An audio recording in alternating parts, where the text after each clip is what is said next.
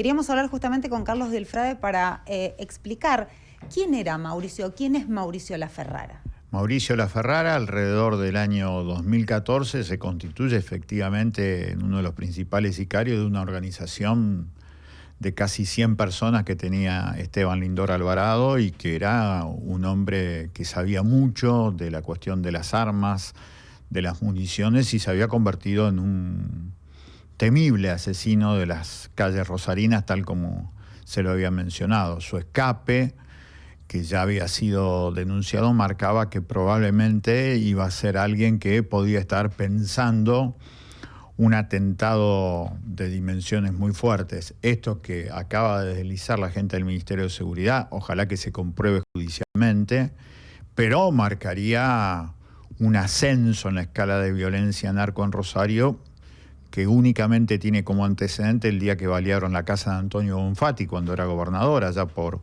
octubre de 2013, en donde el que terminó imputado había sido un muchacho en aquel momento de 22 años, Manuel Pimpi Sandoval, que después termina asesinado 2 años después. Pero lo cierto es que hay que remitirse a eso, que tiene connotaciones muy distintas a esto de Laferrara, y tal vez más antiguamente en el tiempo, lo único que se encuentra como asesinato político narco en la Argentina es el 6 de septiembre de 1991, cuando lo matan al ex senador cordobés Regino Maders en la ciudad de Córdoba, y el que lo mata era un hombre que venía de la dictadura en la policía de Angelos y que termina siendo el asesino. Ahora, sacando esos casos, pero con particularidades totalmente diferentes, si se comprueba esto que está diciendo el Ministerio de Seguridad, realmente es un hecho que asciende en la escala de la disputa del territorio con la política. Igual es llamativo, marca mucho un territorio que hasta este momento había sido inexplorado, por lo menos por gente como Alvarado y como los Monos, que a pesar de que tengan poder económico, poder de fuego todavía significativo, no dejan de ser eslabones intermedios a lo sumo de la cadena de comercialización del narcotráfico. Así que habrá que analizar por qué estaba en Andino, quién le dio cobertura hasta ahora en Andino, por qué apareció de esta manera la información, y después esta información tan tremenda sobre que los objetivos eran nada menos que el gobernador de la provincia y el ministro de Seguridad. Carlos, vos lo decías justamente, es una persona que asesinaba a sangre fría, que se escapó con complicidad adentro de tacho de basura, que planeó la fuga después frustrada de Alvarado, y que hoy, si se confirma lo que decían desde el Ministerio de Seguridad, que para ellos era una sospecha, además de ser gravísimo, lleva muchísimo temor. Lleva temor especialmente por el nivel de desafío que se plantea la banda, si es que esto es así, porque en todo caso lo que habrá que decir, cuando Alvarado planea la fuga y que compra un helicóptero por $350.000 de adentro del penal de Ezeiza, claramente nos está diciendo que en el penal de Ezeiza pasa cualquier cosa, total, si tenés la plata puede pasar. Laferrara ahí no había participado. Donde empieza a participar es como mano de obra calificada para los asesinatos, en donde evidentemente es otra estructura, no me parece que sea de quien decida las cosas, sino alguien decide por él, alguien lo manda a hacer esto. Un brazo armado sería. Sí, un brazo armado, una mano de obra como los grupos de tarea de la dictadura, son muy parecidos, muy parecidos.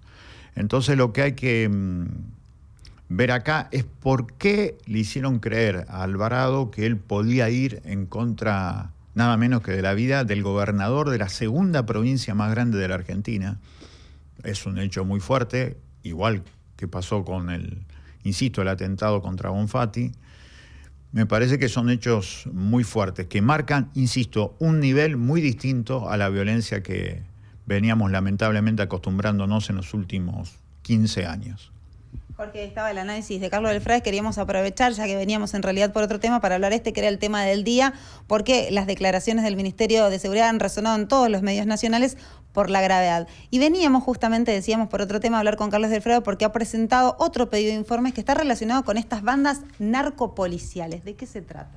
Se trata de un informe que nosotros siempre lo hacemos. En octubre del año pasado lo hicimos como anticipo de lo que ya suponíamos nosotros que iba a saber el Ministerio de Seguridad con la administración Puyaro, en donde en el año 2023, en octubre, ya hablábamos de 147 bandas narcopoliciales en los 19 departamentos. Hoy, a 8 meses de aquel informe, te encontrás con que son 203 las bandas narcopoliciales. Son las que aparecen mencionadas por intendentes, te estoy contando las fuentes de donde sacamos la información, intendentes, presidentes comunales, fiscales provinciales, fiscales federales, los medios de comunicación que nosotros consultamos habitualmente de la provincia, que son alrededor de 60, van apareciendo todos estos nombres que se van agregando. Entonces vos te encontrás con este panorama que muestra la dispersión, una especie de mancha de aceite, que por abajo, por los eslabones inferiores de la cadena de comercialización del narcotráfico, van apareciendo y van surgiendo a partir de hechos de violencia que se sufren en los barrios.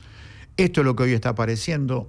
Es muy llamativa la cantidad de bandas narcopoliciales, no solamente en Rosario, en segundo lugar está la ciudad de Santa Fe, pero muy cerquita el departamento San Lorenzo, que tiene que ver obviamente con la exportación.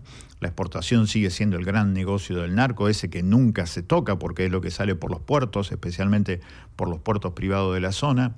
Y después aparecen zonas de fronteras muy fuertes, como por ejemplo el departamento San Cristóbal, que es noroeste de la provincia de Santa Fe, que tiene mucha vinculación con bandas que actúan en una triple frontera interna de la Argentina, que son Santiago del Estero, Córdoba, Santa Fe.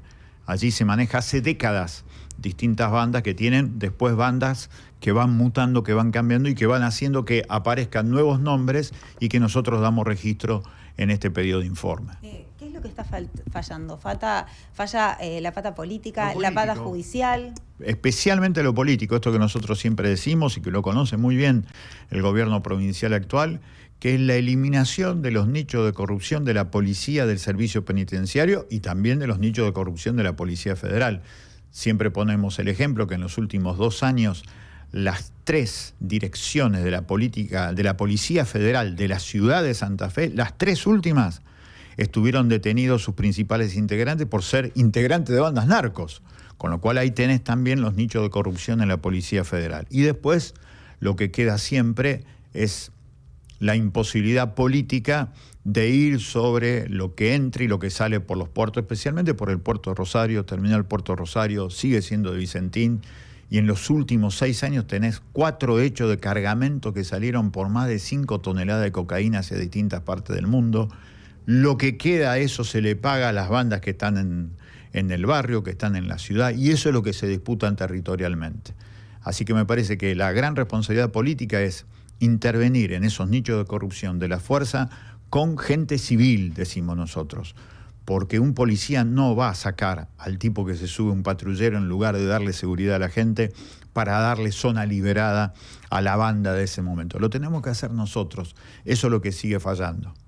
Con este panorama presentado, ¿cuál es la perspectiva? ¿Qué entienden ustedes que puede pasar? Lo que nosotros queremos, en primer lugar, que haya una respuesta, que algún día digan de estas 203 bandas, nosotros tenemos organización o tenemos información sobre tal cosa y se está actuando de esta manera. Y después ver que ojalá se siga manteniendo esta tasa en descenso de los homicidios. Ahora también queremos saber qué es lo que se modificó, sobre por qué hay menos homicidios ahora. Eso se tiene que conocer. ¿Qué era lo que fallaba antes? Insisto, ojalá que se profundice esta idea de que haya menos homicidios, pero ¿por qué pasa esto ahora? ¿Qué dejó de pasar? ¿Qué cosa está actuando hoy que antes no actuaba? Eso me parece que también se tiene que conocer. Y atención, que cada vez se conoce más esto que Rosario sigue siendo como en el origen del narcotráfico, aquel 24 de abril del 78, cuando llegó el primer cargamento de 200 kilos de cocaína para ser enviado a distintos lugares. Cada vez más esta es una zona en donde se exporta hacia distintos lugares del mundo, de carteles colombianos, de carteles bolivianos, de carteles y organizaciones paraguayos, y hasta ayer ya se empieza a mencionar que esto, a través del primer Comando Capital, que es la organización de San Pablo, que maneja la mayor cantidad de exportaciones del Paraná de cocaína hacia distintos lugares del mundo, está vinculada con la mafia calabresa de la Dranguetá. Esto se dijo ayer públicamente. Así que sobre estas cosas hay que charlar, porque todos estos grupos, entre ellos tipos como Alvarado, se van a colar en esa estructura, porque ya han desarrollado un nivel económico que lo va separando del origen que tenía que ver solamente con lo barrial. Delfrade, también veíamos el fin de semana justamente servicio penitenciario ingresando cocaína a las cárceles. Sí, eso forma parte de lo que venimos contando hace 20 años. Esos nichos de corrupción narcopoliciales incluyen también al personal del servicio penitenciario. Insisto, creo que hay hoy da la sensación que hay mayor corrupción incluso en la provincia de Buenos Aires, por esto que te contaba de que Alvarado llegó a armar un helicóptero comprado desde adentro de la cárcel a España, que trajeron, armaron en Paraguay y lo traían para Buenos Aires. Claramente allí ese es un problema político, eso no se resuelve con presencia militar o definir a esto como narcoterrorismo, como lo hace lamentablemente el presidente de la Nación, el gobernador de la provincia, incluso el intendente de Rosario. Acá lo que hay que cortar, como todo negocio, desde la venta de empanadas a la venta de armas, es cortar el flujo de dinero. Si vos no cortás el flujo de dinero, no se corta el negocio. Y el sistema no lo quiere hacer. Por eso siempre cuando se habla de combatir el narcotráfico, se combate a lo que pasa en los barrios, que no está mal. Pero el negocio grande del narcotráfico, el que pasa por arriba, el que pasa por las grandes empresas, las que manejan los puertos, eso parece intocable.